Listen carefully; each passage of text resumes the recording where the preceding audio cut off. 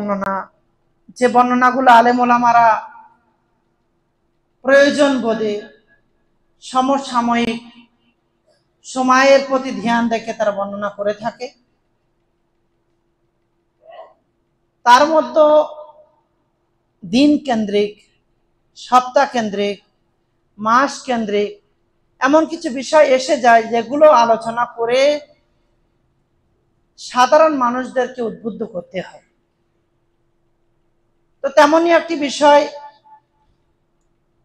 মুহাম্মদ রাসূলুল্লাহ সাল্লাল্লাহু আলাইহি সাল্লামের আনুগত্যের বিষয়, তার অনুসরণের বিষয়, তার প্রতি আমাদের ভালোবাসার বিষয়। আমভাবে সর্বদা আলোচিত হয় না, আলোচনা করা হয় না, কিন্তু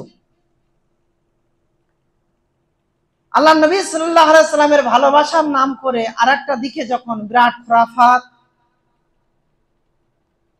এবং অত্যাধিক বাড়াবাড়ি, নবী সাল্লাল্লাহু আলাইহি সাল্লামকে ঈসা ইবনে মরিয়মের জায়গায় পৌঁছানো শুধু নয়, সে জামানার ওই সমস্ত বদমাইশরা যেমন ঈসাকে আল্লাহর পুত্র বানিয়ে দিয়েছিল, আজকের দিনে আমরা বাড়াবাড়ি করতে গিয়ে আল্লাহ সুবহানাহু ওয়া তাআলার সমকক্ষ করে বসেছি। ভালোবাসা তো সর্বদাই ভালোবাসতে হবে। আল্লাহর নবীর ভালোবাসা ব্যতীত আমরা কেউ নবীর সুপারিশ পাবো না, প্রকৃত মুমিন হতে পারবো না। প্রকৃত মুমিন হতে গেলে সবকিছুর চেয়ে বেশি ভালোবাসা যার উপরে হবে তার নাম হবে মুহাম্মদ রাসূলুল্লাহ সাল্লাল্লাহু আলাইহি সাল্লাম। তো এহেন পরিস্থিতিতে নবীর ভালোবাসা তো অটুট ছিল, আছে, থাকবে, কিন্তু কিছু মানুষ নবীর ভালোবাসার নামকরণে এতটাই বাড়াবাড়ি করে ফেলেছে যে আল্লাহ সুবহানাহু ওয়া তাআলার জায়গায় নবীকে বসিয়ে দিয়েছে, বা নবীর ভালোবাসার নামকরণে শিরিক করছে। বিভিন্ন কুসংস্কার, বদ আকীদায় তারা বিশ্বাসী হয়ে পড়ছে। এরকম একটি সময়ে সচেতন করতে গিয়ে নবীর ভালোবাসার সঙ্গে সঙ্গে সেই বিষয়গুলো উপস্থাপন করা হয়ে থাকে। তারই একটি নমুনা হিসাবে আজকের বক্তব্য বলতে পারেন যে আজকের দিনে খবরের কাগজের পাতাও যদি দেখেন, নবী সাল্লাল্লাহু আলাইহি সাল্লাম, ইয়া নবী সালামু আলাইকা, আর মাত্র 10 দিন, আর মাত্র 8 দিন, আর মাত্র 7 দিন, আর মাত্র 6 দিন, আর মাত্র 5 দিন, আর মাত্র 4 দিন, এমনি ভাবে প্রতিদিন খবরের কাগজে নতুন নতুন বিষয়গুলো আসে। সবাই তাদের বাড়িতে পতাকা উত্তোলন করা শুরু করেছে। হারা গুম্বাদ, নবী সাল্লাল্লাহু আলাইহি সাল্লামের কবরের উপরে যে গম্বুজের আকৃতি রয়েছে, সেই রঙে রঙিন করে জান্নাতের পোশাক হিসাবে তারা পতাকার রঙও তৈরি করে বাড়িতে বাড়িতে অলরেডি টাঙানো শুরু করেছে। আসলে নবীর ভালোবাসা কোনটা? নবীর নাম শুনেই লাফিয়ে উঠবো, ধর ধর ধর ধর করে গাছে উঠে যাব, বাঁশ ধরে উপরে ওঠা শুরু করব, লাফানো শুরু করে দেব, হাতে চুম্বন খাবো, নবীর নামের জায়গা থেকে চুম্বন খাবো, আঙ্গুটিতে চুম্বন খেতে লাগবো, মাথা ঠোকা শুরু করে দেব। এগুলো কি নবীর ভালোবাসা? না নবীর আরো কোনো ভালোবাসার রূপ আছে? সেই বিষয়ে কয়েকটি কথা বলার জন্য আজকে এই মেম্বারে আমি দাঁড়িয়েছি। আল্লাহ নবী সাল্লাল্লাহু আলাইহি সাল্লামের সাহাবীদের ভালোবাসা, হযরত আবু বকরের ভালোবাসা, হযরত ওমরের ভালোবাসা, হযরত আলীর ভালোবাসা, হযরত তালহা ইবনে উবাইদুল্লাহর ভালোবাসা, আরো আরো সাহাবীদের ভালোবাসা, ইবনে ওমরের ভালোবাসা, আব্দুল্লাহ ইবনে আব্বাসের ভালোবাসা, সবটা আমাদের সম্মুখে। সাহাবীদের মধ্যে বিখ্যাত সাহাবীদের একটা লম্বা লিস্ট। সেখানে যদি লক্ষ্য করেন, এই যে মসজিদ আপনারাও প্রবেশ করেছেন, এই মসজিদ গেট দিয়ে প্রবেশ করেছেন, আল্লাহ নবী বক্তব্য রাখছিলেন, এক সাহাবী মসজিদে প্রবেশ করছেন, হঠাৎ আল্লাহ নবী খুতবা প্রসঙ্গে বললেন, ইজলিস, বসো। সাহাবীর এক পা মসজিদের ভিতরে, এক পা বাইরে, ওখানেই বসে পড়লেন। কেন? আমার নবী বসতে বলেছেন, আমার আর পা ওঠানোর ক্ষমতা নেই, আমি আর পা ওঠাতে পারবো না। নবীর প্রতি ভালোবাসার এটা একটা নমুনা। রাস্তা দিয়ে হাঁটছেন, হাঁটতে হাঁটতে হঠাৎ একটা জায়গায় মাথা নিচু করে হেঁটেছেন। অন্য সাহাবীরা জিজ্ঞাসা করছেন, আপনি এখানে মাথা নিচু করলেন কেন? বলছেন, একদিন আমার নবীর সঙ্গে আমি সফর করছিলাম, আল্লাহর নবী এখানে একটা গাছ ছিল, যে কারণে এখানে মাথা নিচু করে হেঁটেছিলেন। তা আল্লাহর নবী গাছের কারণে মাথা নিচু করে হেঁটেছিলেন। আজকের দিনে আমি আমার নবীর পদাঙ্ক অনুসরণ করে এখানে মাথা নিচু করে হাঁটলাম। রাস্তা দিয়ে সাহাবীদের একটা টিম যাচ্ছে, হঠাৎ প্রস্রাব করার মতো করে এক সাহাবী বসে পড়েছেন। জিজ্ঞাসা করা হচ্ছে, অন্য সাহাবীরা ভাবছেন মনে হয় তারও হয়তো হাজত পুরো করার জন্য ওখানে বসেছে। কিছুক্ষণ পরে উঠে গিয়ে অন্য সাহাবীদেরকে বলছেন, তোমরা কি ভাবছো আমি ওখানে প্রস্রাব করার জন্য বসেছিলাম? না, একদিন এই রাস্তায় যেতে যেতে নবীকে বসতে দেখেছিলাম, তাই বসেছিলাম। এ হলো নবীর ভালোবাসার নমুনা। এমন অজস্র ভালোবাসার কথা যদি বলা হয়, একটা জুমার কাজ না, অনেক জুমা এই নিয়ে পর্যালোচনা করতে হবে। আল্লাহ নবীর শত্রু, পরবর্তীতে বন্ধু, তার ব্যাপারে আমরা আকীদা সঠিক সুধারণা রাখি এবং রাখতেই হবে। আবু সুফিয়ান নিজে বর্ণনা করছেন, একদিকে শত্রু সব পরিকল্পনা খেলছেন, এদিকে তার সাঙ্গপাঙ্গদের বলছেন, তোমাদের এই ভালোবাসা মুহাম্মদকে পরাস্ত করতে পারবে না। আমি তার অনুসারীদেরকে তাকে এত ভালোবাসতে দেখেছি, আমরা যদি তাকে পরাজিত করতে চাই তাহলে সেই ভালোবাসা চোখে নিয়ে আমাদেরকে পরিকল্পনা তৈরি করতে হবে। সাহাবা আকরামদের একাধিক বর্ণনা যদি দেখেন, আল্লাহর নবীর অজুর পানিটুকু নেওয়ার জন্য সব ঝগড়া লাগিয়ে দিতেন, নবীর পানিটা ধারণ করার জন্য, নবীর অজুর পানিটা নেওয়ার জন্য। মহতারাম উপস্থিতি, নবীকে তো ভালোবাসতে হবে, এসব প্রমাণ, এই হাদিস কোরআনের প্রমাণ থেকে আমরাও বুঝতে পারছি নবীকে ভালোবাসতে হবে। কিন্তু ভালোটা বাসবো কিভাবে? উহুদের যুদ্ধে নবী সাল্লাল্লাহু আলাইহি ওয়াসাল্লামের দাঁত শহীদ হওয়ার ঘটনা জানেন। সাহাবা একরামদের মধ্যে মুসআব ইবনে উমাইর যখন শহীদ হয়ে গিয়েছেন, ওদিকে কাফেররা ঘোষণা দিয়েছে মুহাম্মাদের মৃত্যু হয়েছে। খালিদ বিন ওয়ালিদের নেতৃত্বে যখন পিছন দিক থেকে আক্রমণ হলো, সাহাবা একরামরা মনোবল ভেঙে গেল। তারা একে অপরের প্রতি ঝাঁপিয়ে পড়লেন। 70 জন সাহাবী শহীদ হলেন। আল্লাহর নবীকে যারা আঁকড়ে ধরেছিলেন, সেই সাহাবীদের মধ্যে মানে এত রক্ত প্রবাহিত হলো, এতটাই আঘাতপ্রাপ্ত হলো। তালা রাদিয়াল্লাহু তাআলা আনহুর জীবন ইতিহাস যদি পড়েন তাহলে বুঝতে পারবেন, আল্লাহর নবী জনাবে মুহাম্মদ রাসূলুল্লাহ মাথা উঠিয়ে দেখার চেষ্টা করলেন, একটা পাথর এসে লাগলো, নবীর দাঁত শহীদ হয়ে গেল। এহেন পরিস্থিতিতে তখনও সাহাবী ঘোষণা করে বলছেন, নবী আপনি মাথা উঠাবেন না, আমার সামনের দিকটা ক্ষত বিক্ষত হলো, আমার পিছন বাকি আছে। আল্লাহর নবী সাল্লাল্লাহু আলাইহি সাল্লামের সাহাবীদের বর্ণনা অনুযায়ী ততক্ষণে 93টা তীর তার দেহে আঘাত করে ফেলেছিল।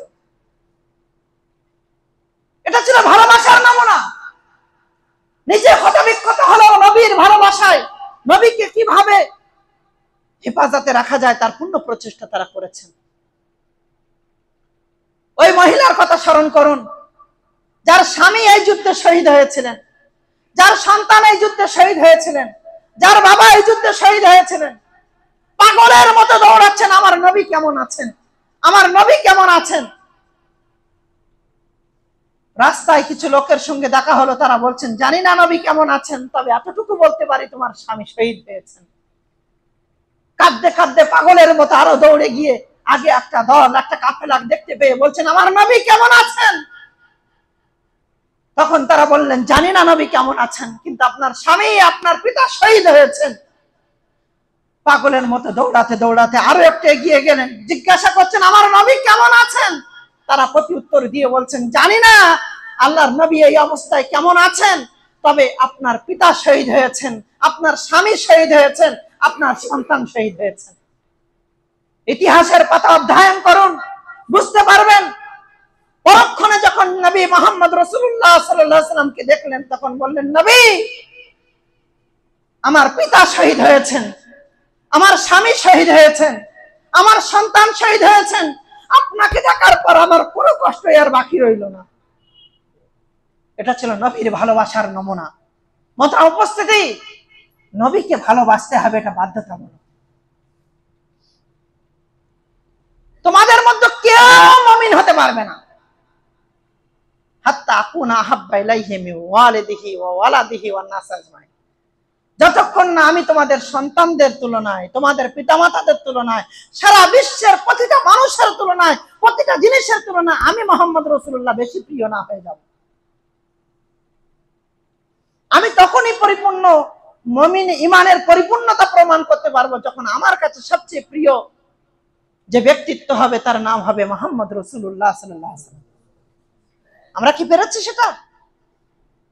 আমরা পারিনি। একটা রায়ের যে ব্যাপারে কিলো কল আছে, কিন্তু এ বিষয়ে যদি আমরা একটু পর্যালোচনা করি বুঝতে পারব। আল্লাহ নবী সাল্লাল্লাহু আলাইহি ওয়াসাল্লাম বলছেন, মান আহাব্বা সুন্নতি ফাকাদ আহাব্বানি আমান আহাব্বানি কানা মাইয়া ফিল জান্নাহ। রায়টা নিয়ে একটা কিলো কল আছে। নবীকে ভালোবাসবো কিভাবে?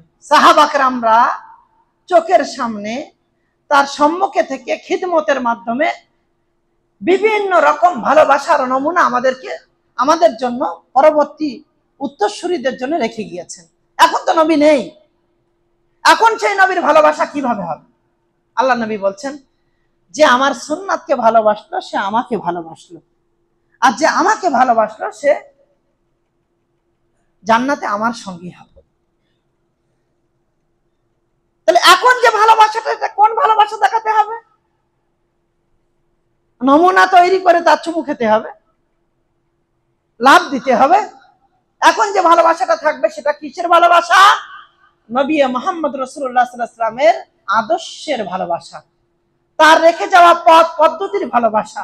মা নুকিলা আনিন নবী সাল্লাল্লাহু আলাইহি ওয়াসাল্লাম মিন কাউলিন আও ফিলিন আও তাকরিরিন, যা কিছু আল্লাহর নবী থেকে প্রমাণিত, তার নির্দেশনা থেকে পেয়েছি, বা তার কর্মজীবনে বাস্তবায়নের মাধ্যমে পেয়েছি, বা তার সহমত পোষণের মাধ্যমে পেয়েছি, সেই কাজটাকেই যদি আমি প্রাধান্যতা দিতে পারি, তাহলে ইনশাআল্লাহ আমি সাকসেস হয়ে যাব, আমি সফল হয়ে যাব।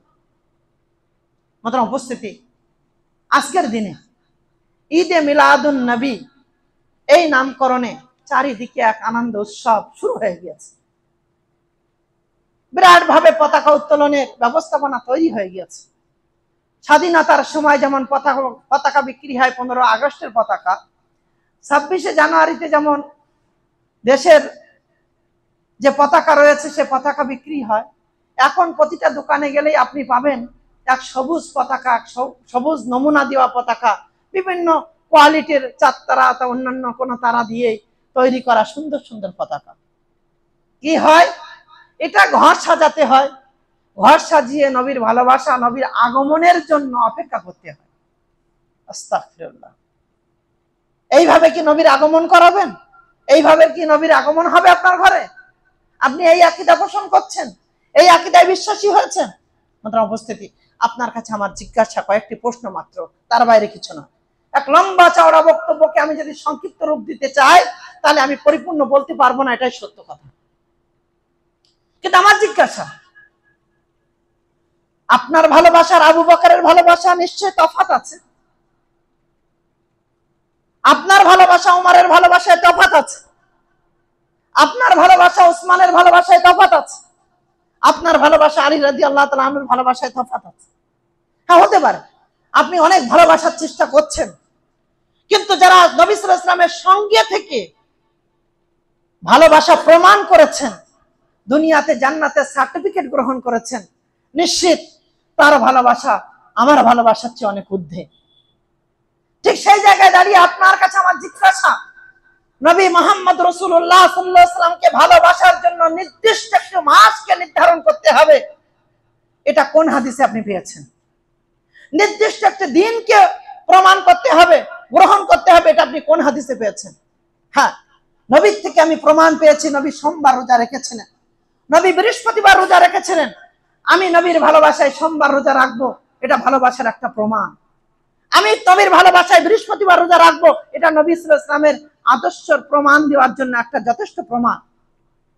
কিন্তু মুহাম্মদ রাসূলুল্লাহ রবিউল আউয়াল মাসকে নির্বাচন করতে বলেছেন, এমন একটা সহিহ হাদিস, এমন একটা যঈফ হাদিস, মওযু হাদিস তো পাওয়া যেতে পারে, এমন একটি সহিহ হাদিস আশা করি আপনি প্রমাণ দিতে পারবেন না। এটা কবে তৈরি হয়েছে নির্দিষ্ট করে আপনার কাছে কোনো দলিল নেই। নবী সাল্লাল্লাহু আলাইহি ওয়াসাল্লামের জীবনী লেখনীতে আল্লামা শফিউর রহমান মুবারকপুরী 40টা কল নকল করেছেন নবী সাল্লাল্লাহু আলাইহি ওয়াসাল্লামের জন্ম কবে হয়েছিল এই মর্মে। 40টি কলের মধ্যে রবিউল আউয়াল মাসের 1 তারিখ থেকে নিয়ে 26 তারিখ পর্যন্ত, এমনকি 28 তারিখ তার বর্ণনা পাওয়া যায়। প্রত্যেকটা দিনের একটা একটা রায়াত রয়েছে, একটা একটা এ ব্যাপারে প্রমাণিত ঘটনা আছে যে নবী সাল্লাল্লাহু আলাইহি ওয়াসাল্লামের জন্ম এই তারিখে হতে পারে, মুআররিখদের নিকটে এই তারিখ আছে, এই তারিখ আছে, এই তারিখ আছে। এমন কি যদি বলেন আল্লাহর নবী সাল্লাল্লাহু আলাইহি ওয়াসাল্লামের জন্মের ব্যাপারে রবিউল আউয়াল মাস সবচেয়ে বেশি প্রমাণিত, কিন্তু রবিউল আউয়াল মাসের প্রমাণিত যতগুলো মুআররিখদের দিক নির্দেশনা রয়েছে, সবচেয়ে উত্তম কথা সোমবারের দিনের ব্যাপারে তো কোনো ইখতিলাফ নেই, তারিখের ব্যাপারে ইখতিলাফ হলো। এই বিষয়ে গবেষণা করে যদি সঠিক মতামত আপনি বিশ্লেষণ করেন, তাহলে আল্লাহ নবী সাল্লাল্লাহু আলাইহি ওয়াসাল্লাম 9 রবিউল আউয়াল জন্মগ্রহণ করেছেন, এটাই বেশি প্রমাণিত। কিন্তু 12 রবিউল আউয়াল মৃত্যুবরণ করেছেন, এ ব্যাপারে কোনো সন্দেহ নেই।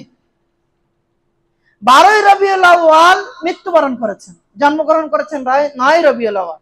আমি প্রসঙ্গক্রমে ধরে নিলাম আল্লাহ নবী সাল্লাল্লাহু আলাইহি ওয়াসাল্লাম 12 রবিউল আউয়াল জন্মগ্রহণ করেছেন। যদি প্রসঙ্গক্রমে ধরে নিই, এখন আমার জিজ্ঞাসা, আল্লাহ নবী সাল্লাল্লাহু আলাইহি ওয়াসাল্লামের সাহাবীরা বা নবী তার জীবদ্দশাতে কোনোদিন নির্দিষ্ট করে জন্মদিন পালন করেছেন? করেছেন? করেছেন? কোন প্রমাণ আপনাদের কাছে নেই। হ্যাঁ, চলেন নিজের জন্মদিন নিজে হয়তো করেননি, তার অনুসারীরা সাহাবা কেরামরা করেছেন। আপনার কাছে জিজ্ঞাসা, নবী দুনিয়া থেকে বিদায় নিলেন, আবু বকরের 2 বছরের খেলাফত, ওমরের খেলাফত, ওসমানের খেলাফত, আলীর খেলাফত, দীর্ঘ 34-35 বছরের খেলাফত, কোন একটা দিন কোন একটা সময়ে সাহাবা কেরামরা জন্মদিন পালন করেছেন এই মর্মে একটা বর্ণনা? আবু বকর করেছেন, ওমর করেছেন, ওসমান করেছেন, আলী করেছেন, কোন একটা প্রমাণ দিলেই আমি যথেষ্ট মনে করব। আশা করি এটা আপনি দিতে পারবেন। আল্লাহ নবীর জন্মের তারিখে যদি আনন্দের উৎসব হয়ে থাকতো, তাহলে আমি আপনাকে একটা নমুনার কথা মনে করে দিই। আল্লাহ নবী যেদিন মারা গিয়েছিলেন, সেদিন সাহাবা কেরামদের মধ্যে ইফরাতাফরি অবস্থা। হযরত ওমর রাদিয়াল্লাহু তাআলা আনহু তরবারি নিয়ে ঘুরছেন। কেউ যদি বলে মুহাম্মদ সাল্লাল্লাহু আলাইহি ওয়াসাল্লামের মৃত্যু হয়েছে, আমার তরবারি দিয়ে 2 টুকরা করুন। হযরত বেলাল রাদিয়াল্লাহু তাআলা আনহু দরজাতে দাঁড়িয়ে রয়েছেন মূর্তির মতো করে, তাকে বলা হচ্ছে আজান দেওয়ার, আজানের সময় হচ্ছে আজান দেওয়ার জন্য, বলছে আমি আজান দিতে পারবো না, যার জন্য আজান দিতাম সে এখন নেই। অনেক বলার পরে যখন আজান দেওয়া শুরু করলেন, আশহাদু আন্না মুহাম্মদ রাসূলুল্লাহ বলে নবীর দিকে ইশারা করতে গিয়ে যখন নবীকে দেখতে পেলেন না, বেহুশ হয়ে পড়ে গেলেন। আপনার কাছে জিজ্ঞাসা, যদি 12 রবিউল আউয়াল আনন্দের হয়, তা সাহাবা কেরামদের মধ্যে কঠিন অবস্থা কিসের প্রমাণ বহন করে? আপনি সঠিকের উপরে আছেন এটা প্রমাণ বহন করছে না, মোটেও নয়। আপনার কাছে আমার জিজ্ঞাসা, যদি কোনোদিন আবু হানিফা জন্মদিন পালন করেছেন, একটা রায়াত আপনি দিন। যদি মাযহাব প্রমাণ করতে গিয়ে আপনি যখন এতগুলো কথা বলছেন, তখন আপনার কাছে জিজ্ঞাসা, ইমাম মালিক কোনদিন নবী সাল্লাল্লাহু আলাইহি ওয়াসাল্লামের জন্মদিন পালন করেছেন, একটা প্রমাণ? ইমাম শাফি কোনদিন জন্মদিন পালন করেছেন, একটা প্রমাণ? ইমাম আহমদ ইবনে হাম্বল কোনদিন জন্মদিন পালন করেছেন, একটা প্রমাণ? নিশ্চিত আমি একথা খুব দায়িত্বহীন ভাষায় বলতে পারি যে আপনি এ প্রমাণও দিতে পারবেন না। তাহলে মুহাম্মদ রাসূলুল্লাহর জীবদ্দশায় দেখতে পেলাম না, খোলাফায়ে রাশিদিনদের জীবদ্দশায় দেখতে পেলাম না, 111 হিজরি পর্যন্ত চলতে থাকা সাহাবা کرامদের জীবদ্দশায় দেখতে পেলাম না, 4 জন ইমামের অতিবাহিত হওয়া জামানায় কোনদিন দেখতে পেলাম না।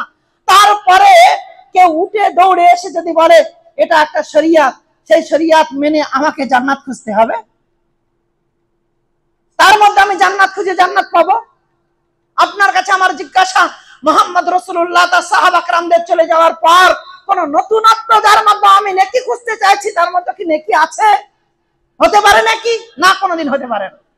মান আহদাসা ফি আমরিনা হাযা মা লাইসা মিনহু ফাওয়ারাদ, মান আমিলা আমালান লাইসা আলাইহি আমরুনা ফাওয়ারাদ। মাত্র উপস্থিতি, আপনাদের কাছে বিশেষভাবে অনুরোধ যে আমরা এই বিষয়ে সতর্ক থাকব। এমন কোন কাজ করব না যে নির্দিষ্ট একটি দিন নবী সাল্লাল্লাহু আলাইহি ওয়াসাল্লামের ভালোবাসার জন্য আমি নির্ধারণ করব, বাকি 364 দিন আমি আয়েশারাম করে বেড়াবো, এর মধ্যে ভালোবাসা হতে পারে। দ্বিতীয়ত, পাগলেরও তো একটা সীমা আছে, পাগলের পাগলামির একটা সীমা আছে। সে একটা কি সব কবিতায় বলে, বাবা তোর দরবারে সব পাগলেরই খেলা। এসব পাগলদের কি বলা যেতে পারে? ঈদ মিলাদুন নবী, ঈদ মানে খুশি, মিলাদ মানে জন্মদিন, নবী মানে নবী, নবী সাল্লাল্লাহু আলাইহি ওয়াসাল্লামের জন্মদিনের খুশি। যদি আমি ধরেই নিই 12 তারিখ, সেই প্রসঙ্গে কোনো দলিল পেলাম না, তো 12 তারিখটা যদি জন্মদিন ধরে নিই, একেবারে এখন আবার মুহররম মাস থেকে শুরু হয়েছে, মুহররম থেকে সেই রমজান মাসের আগের মাস শাওয়াল পর্যন্ত চলবে ঈদে মিলাদ জলসা। এই সমাজের অনেক মানুষের মুখে শুনবেন এটা মিলাদ দেবো মনে করছে। মিলাদ মানে কি রে বেটা? মিলাদ মানে কি? আমরা কি আর জানি, ওগুলো হুজুররা জানে। সেই রকমই হলো, বলছে আমার ছেলের নাম রাখবো একটা কোরআন থেকে। কি নাম রাখবি? তো বলছে ঠিক করেছে খিনজির। তো বলছে খিনজির রাখবি রে? খিনজির মানে তো শুকর। তো বলছে না, কোরআনে আছে তো। তা কোরআনে তো শুকর আছে। এখন তুমি যদি মনে করো ওখান থেকে নিয়ে আমি নির্ধারণ করব, তো তোমার এই পাগলামির তো সীমা থাকবে না। তুমি ঈদ মিলাদুন নবী মানে যদি নির্ধারণ করেছো 12 রবিউল আউয়াল, আমি ধরে নিলাম একটা মাস, তো এখন মুহররম থেকে শাওয়াল পর্যন্ত যে জলসাই করছে তার নাম ঈদ মিলাদুন নবী দিচ্ছ কেন? মিলাদুন নবী জলসা দিচ্ছ কেন? এই খেপা মরতে একটা সীমা থাকা দরকার। সাধারণ পাবলিক আমরাও পাগল, হাহালা আদ্রি, হ্যাঁ আমরা পাগল, যা হচ্ছে হোক, আর কি বলবো, কি প্রতিবাদ করতে যাবে? আর এই প্রতিবাদ করে কেন পাও কাজে আমি আমার ওই মানুষের কথার সম্মুখীন হব, এমন অনেক অনেক বিষয় চলে আসে। প্রথম উপস্থিতি, এসব থেকে আমাদের এখনো সতর্ক করতে হবে, সমাজকে এখনো সতর্ক করতে হবে। যদি এখনো সতর্ক না করি এই পরম্পরা চলতে থাকবে, কিন্তু একটা দিন এসে কেউ সংস্কার করতে চাইলে তার পিঠে বাড়ি পড়ে। আগেটাই হয়, অনেক দিন ধরে চলা একটা বিদআত, সেটা যখন কেউ উঠাতে চায় তখন তার পিঠে বাড়িটা পড়ে। কিন্তু এগুলো নিয়ে আমরা জানছি এটা ভুল, তারপরেও যদি তার সঠিক বিশ্লেষণ আমরা না করি, তাহলে কিন্তু এর পাপাচার আমাদেরকে বহন করতে হবে। ক্রুসেড বিজেতা মিশরের সুলতান সালাউদ্দিন আইয়ুবী কর্তৃক নিযুক্ত ইরাকের এরবাল এলাকার গভর্নর আবু সাইদ মুজাফফারউদ্দিন কুকুবুরি, ভালো করে মনে রাখবেন, যার জন্ম 586 খ্রিস্টাব্দে, মৃত্যু 630 খ্রিস্টাব্দে, 586 আর 630 হিজরি। সর্বপ্রথম কারো মতে 604 হিজরি ও কারো মতে 625 হিজরিতে মিলাদের প্রচলন ঘটান রাসূলের মৃত্যুর 593 থেকে 614 বছর পর। আর এটা ঘটেছে কবে? আল্লাহর নবীর মৃত্যুর 614 বছর পর। মানে নবীর মৃত্যু হলো, নবীর মৃত্যুর পরে 614 বছর পর কেউ একজন এসে বলতেছে এইটা করো, এটা করলে নেকি হবে। আরে পাগলেরা তার পেছনেই পড়ে গেছে, ওখানে নেকি খুঁজছে। ওখানে নেকি হবে? হতে পারে কোনোদিন? হ্যাঁ, সেটা যদি নবী থেকে প্রমাণিত হতো, সাহাবা আকরাম থেকে প্রমাণিত হতো, তাবা তাবেঈনদের থেকে প্রমাণিত হতো, আমি মানতাম যে চলো ঠিক আছে। আল্লাহ নবী সাল্লাল্লাহু আলাইহি ওয়াসাল্লামের আদর্শ অনুযায়ী আমা আতাকুমুর রাসূল ফাকুযু, নিয়ে নিলাম। আলাইকুম বিসুন্নতি ওয়া সুন্নাতিল খুলাফায়ে রাশিদিন আল মাহদিয়িন, মেনে নিলাম। তারপরেও যদি আমি পাচ্ছি না, খায়রুল কুরুনি কারনি সুম্মাল্লাযিনা ইয়ালুনাহুম, পাচ্ছি না, তারপরেও পাচ্ছি না, তারপরে কেউ কোন এক উটপাটকা এসে বলছে যে এটা করো নেকি হবে, আমার তাই মেনে নিতে হবে। আর তাই যদি না মেনে নিই, সমাজ বলবে এই ইহুদিদের দালাল। সমাজ বলবে এ হলো রসুল বিদ্বেষী, রসুলের প্রেমিক নয়, আশিকে রসুল নয়, দুশ্মনের রসুল। তা আমাকে কেউ দুশ্মনের রসুল বললে বলতে পারে, আমি রসুলের ভালোবাসাটা 24 ঘন্টা সারা বছর 365 দিনে 24 ঘন্টা ধারণ করে রাখতে চায়, যেভাবে নবী সাল্লাল্লাহু আলাইহি ওয়াসাল্লাম তার সুন্নতের ভালোবাসার মাধ্যমে তাকে ভালোবাসার কথা বলেছে। তুমি নামাজ পড়ছো, তোমার নামাজের কোনো দিক নির্দেশনা নেই, মনে হলে তো সেজদা দিলাম, ঠক ঠক ঘট ঘট ঘট ঘট চলছে। আল্লাহ নবী সাল্লাল্লাহু আলাইহি ওয়াসাল্লাম বলছেন সাল্লু কামা রাআইতুমুনি উসাল্লি, ও জায়গায় তোমার নামাজ নেই। তোমার নামাজ পড়তে হলে আমি মুহাম্মদ সাল্লাল্লাহু আলাইহি ওয়াসাল্লাম আমার মতো করে নামাজ পড়ো, ওই নামাজ তোমার নামাজ না, নবীর নামাজের মতো তোমার নামাজ না। তুমি আবার বলছো তুমি আশিকে রাসূল, তোমার বলাই আশিকে রাসূল হয়ে যাবে। তাসিল ইলাহা ওয়া আনতা তুযহিরু হুব্বাহু হাযা মুহালুন ফিল কিয়াসে বাদিউ লাউ কানা হুব্বুকা সাদিকান লা তাআতু ইন্নাল মুহিব্বা লিমা ইউহিব্বু মুতি। হ্যাঁ, তুমি আল্লাহর নাফরমানি করছো, তোমরা আল্লাহর নাফরমানি করছো, আবার প্রকাশ করছো যে তুমি অনেক ভালোবাসো। মিথ্যা কথা, মিথ্যা কথা, এর কোনো সত্যতা নেই। যে যাকে ভালোবাসে সে তার পিছনে ঘরে ঘরে না। কি গো, কি গো যুবক দলেরা, লাউ কানা হুব্বুকা সাদিকান, যদি তোমার ভালোবাসা সত্য হতো কি করতে?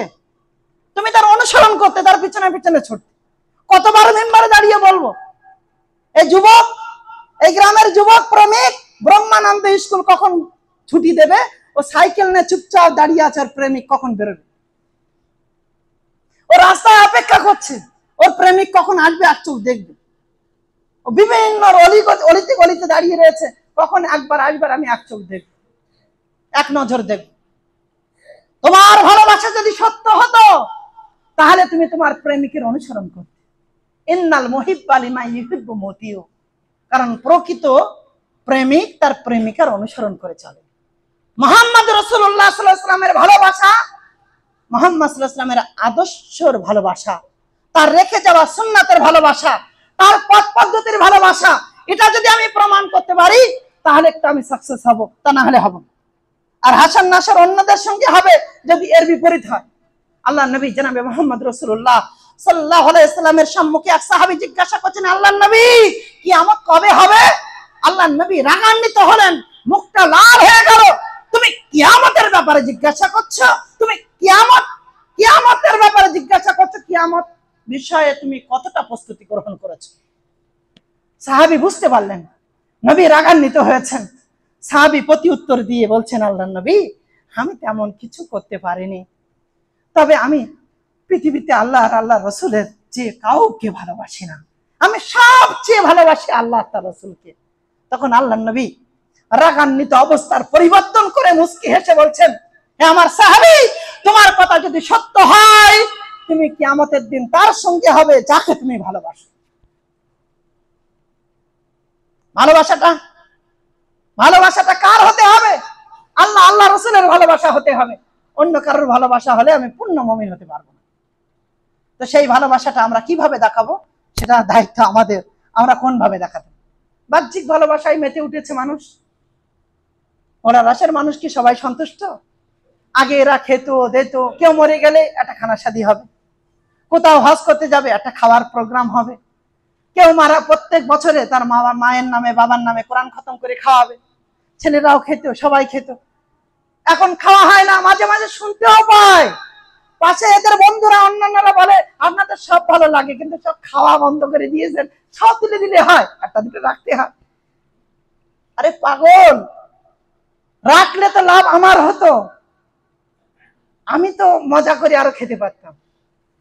তাহলে আমি না খেয়ে তুলে দিচ্ছি, আমি তো তোর দুশ্মন নয়। হ্যাঁ, আমার জায়গা যদি বাকি রেখে আমি বাকিদের খাবারকে নষ্ট করতাম তাহলে বলা যেত যে স্বার্থপর।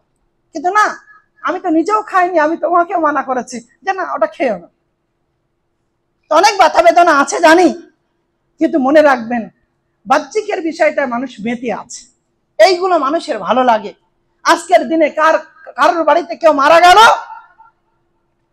বলছে বুনিরা শোনে না, মানে কি এদের তার উপায় নেই, ভাই সাহেবের বললে তো যাবে না, একটা মলি সাহেব পাঠালে বললেও তো পাঠাবে না, অন্যান্য বিষয় বললে তো হবে না। চালাকি কত প্রকার হতে পারে সব চালাকির সীমারেখায় পৌঁছে গিয়ে, হ্যাঁ ভাই সাহেব বুঝতে পারছি আমি সব, আমি বলেছি হবে না, আমি দিতে পারবো না।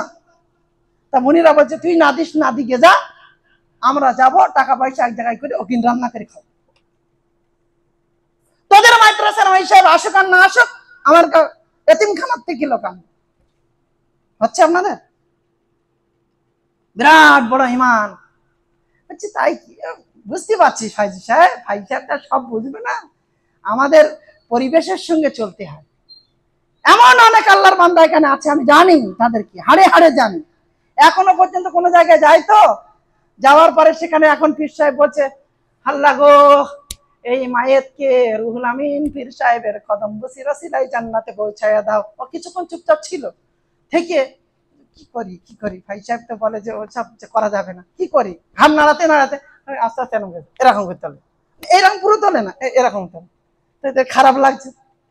কত ইমান, হ্যাঁ ভাই ভাই লাগে, কি জানি কি হবে যদি না করি, তো লোকও বা কি বলবে।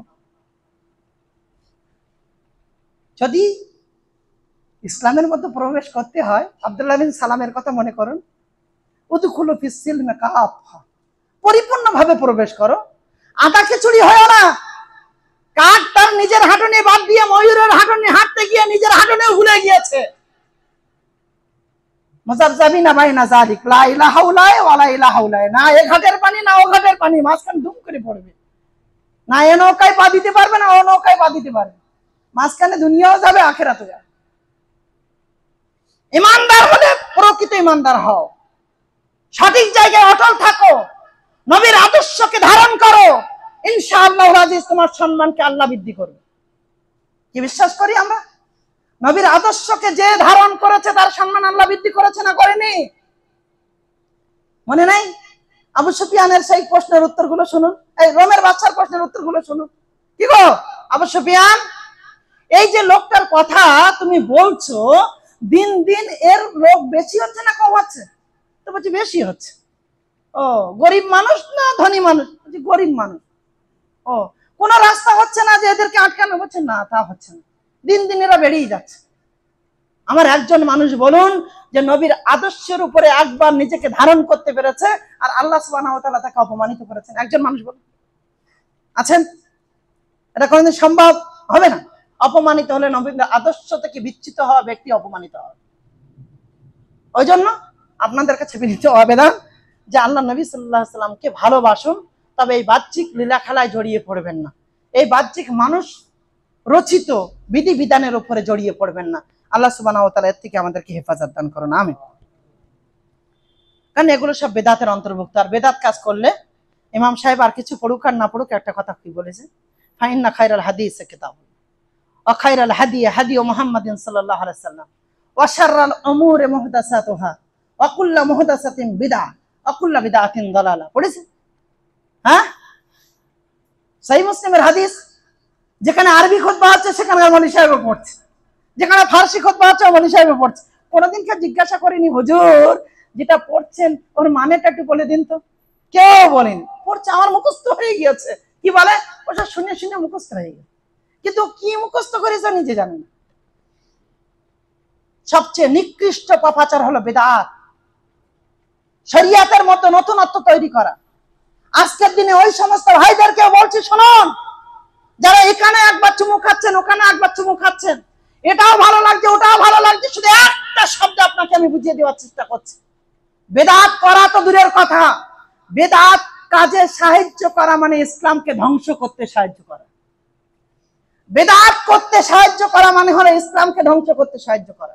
আমি যদি জানি এই টাকাটা বেদাতের পিছনে খরচ হবে, সেইটা জায়গায় 1 টাকা 1 চারানা পয়সা খরচ করা যাবে না। ইসলামকে ধ্বংস করতে কোন রকম সহযোগিতা করা যাবে না। আমাদের ব্যবসা করে খেতে হয়, বাজারে উঠতে হয়, বাজারে বসতে অনেক প্রশ্ন আসবে, ও প্রশ্নের উত্তর তো আপনি দেবেন, ও প্রশ্নের উত্তর তো আমি দেবো না। হ্যাঁ, তবে আপনাকে শুধু এতটুকু মনে করিয়ে দিচ্ছি, আল্লাহ নবী সাল্লাল্লাহু আলাইহি ওয়াসাল্লামের আদর্শকে মানার জন্য অনেক রাস্তা বাকি আছে, যে রাস্তাগুলো আমি একাধিকবার এই জুমার খুতবাতে দাঁড়িয়ে বলেছি। আপনার বিন মারা গিয়েছে, আপনার বিনের 40-এর নেমন্তন্ন আপনার হয়েছে, বা 4 দিনের নেমন্তন্ন বা 10 দিনের নেমন্তন্ন, আমি আপনাকে বলেছি চালাকি করে যদি একদিন আগে 2 কিলো মিষ্টি কিনে নিয়ে চলে যান, বিন আমি একটু কাজ পড়ে গিয়েছে তাই আগেই চলে আসি, এটাও সম্ভব, এটাও সম্ভব। আবার 5 দিন পরে পরে 2 কিলো মিষ্টি কি 1 কিলো মিষ্টি কিনে নিয়ে গেলেও সেটা সম্ভব ম্যানেজ করা। কিন্তু না, আপনি এই অজুহাত দেবেন, না গেলে কুটুমুটি যাবে, আমার মেয়েটার বাস হবে না, তাই আমার যেতে হবে, নাক ডুবিয়ে খেতে হবে। ওটা আপনার কথা, আপনি ওই বেদাত কাজে অংশগ্রহণ করবেন, এটা নিয়ত আপনার। ওই জন্য বলছি আমার সাথে কোনো আলাদা বিষয়ে ডিসকাসের দরকার নেই, ওই একেবারে সহিহ বুখারীর প্রথম হাদিসটা মেনে চললেই হবে।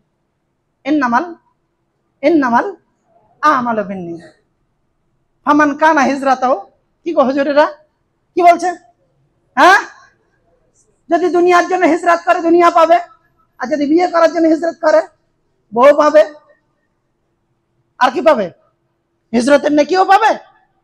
জি, মক্কা থেকে মদিনায় হিজরত করছে, কাউকে বিয়ে করবে বলে ইঙ্গিত, এসো তাহলে আমি তোমার বিয়ে করব, তাহলে কি হিজরতের নাকি জান্নাত পেয়ে যাবে নাকি? না, হিজরত যদি বউ পাওয়ার জন্য করছো তাহলে বউই পাবে, আর কিছু পাবে না। তা তোমার তার নিয়তটার কাছে তুমি প্রশ্ন করো, ব্যাস উত্তর তোমার কাছে আছে, আর পৃথিবীর কারোর প্রশ্ন ফতোয়া জিজ্ঞাসা করার কোনো প্রয়োজন নেই। আল্লাহ সুবহানাহু ওয়া তাআলা আমাদের ক্ষমা করেন, আমিন। মিলাদ যে বিদআত, এ ব্যাপারে 4 মাযহাবের ঐক্যমত আছে, কারণ 4 মাযহাবের সময় এটা ছিল না, তার মানে ঐক্যমত। 4 মাযহাবের সময় যদি থাকতো, আবু হানিফার জামানায় যদি থাকতো, আমি বলতাম যে চলো ছিল তাকারুর জামানায়, আবু হানিফার জামানায় ছিল না, ইমাম মালিকের জামানায় ছিল না, ইমাম শাফির জামানায় ছিল না, ইমাম আহমদ ইবনে হাম্বলের জামানায় ছিল না, ছিল না এমন কোন নতুনত্ব আবার তুমি তৈরি করছো, এটা স্বীকৃতি বিদআত, আর তো কোনো সন্দেহ নেই। আল্লাহ সুবহানাহু ওয়া তাআলা হেফাজত করেন, আমিন।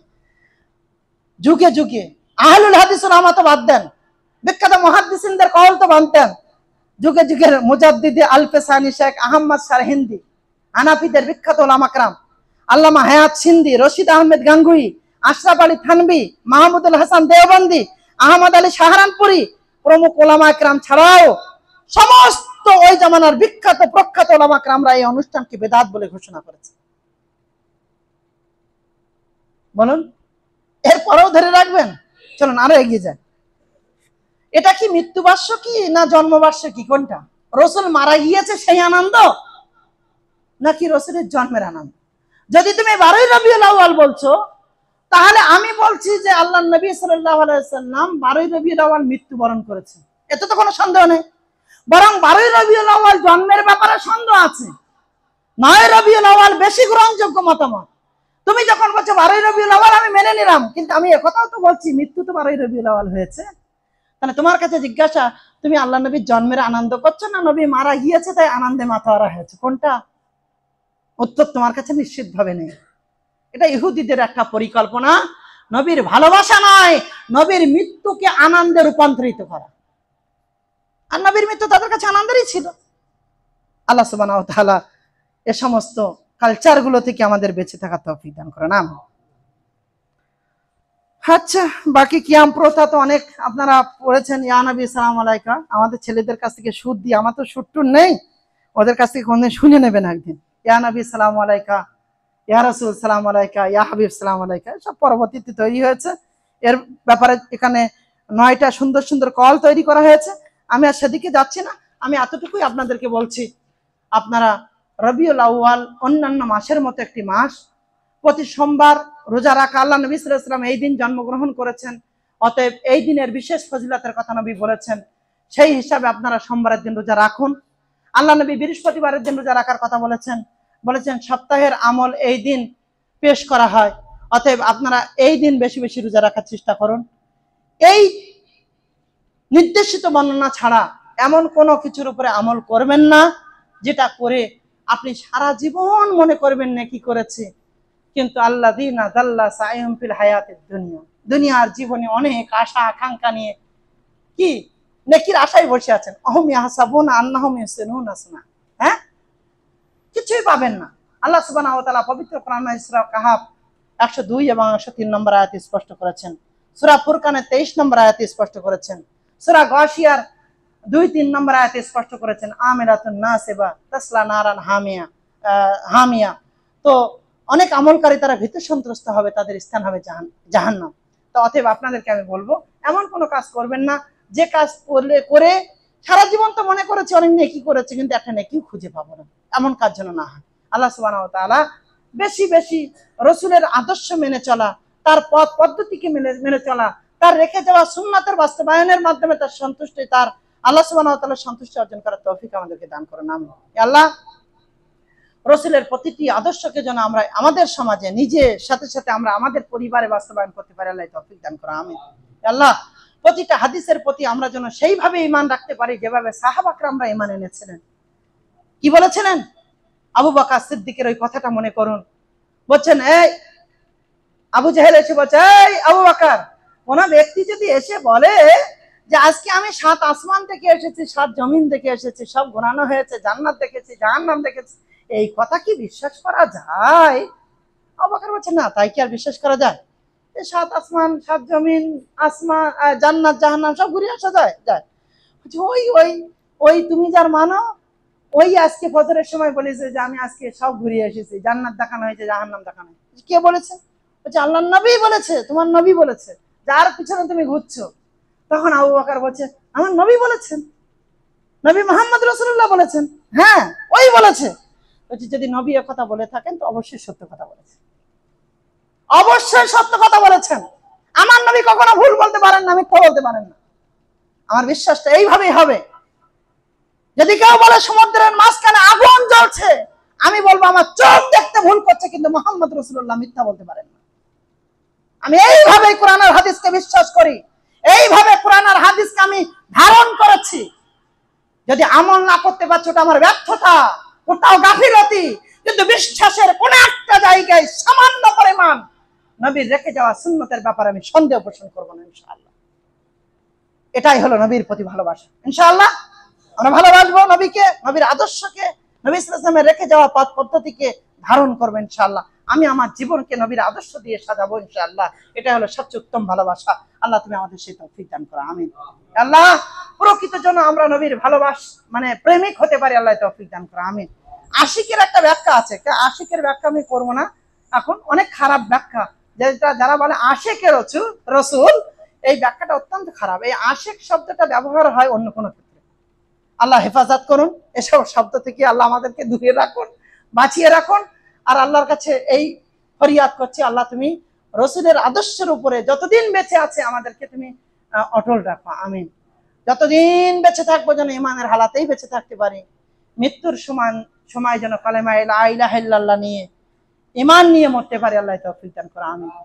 রসুলের আদর্শ অনুযায়ী শেষ দাফন কার্য সম্পন্ন হওয়ার পর, রসুলের পথ পদ্ধতি অনুযায়ী দাফন কার্য সম্পন্ন হওয়ার পর মুনকির নাকিরের প্রশ্ন উত্তরে অটল থেকে যেন আমরা ইল্লিনে জায়গা করে নিতে পারি, আল্লাহ তৌফিক দান করো, আমিন।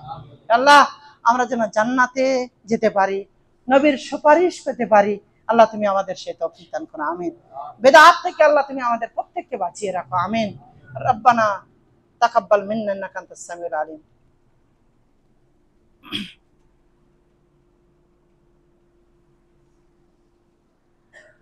আল্লাহুম্মা সাল্লি আলা মুহাম্মাদ ওয়া আলা আলি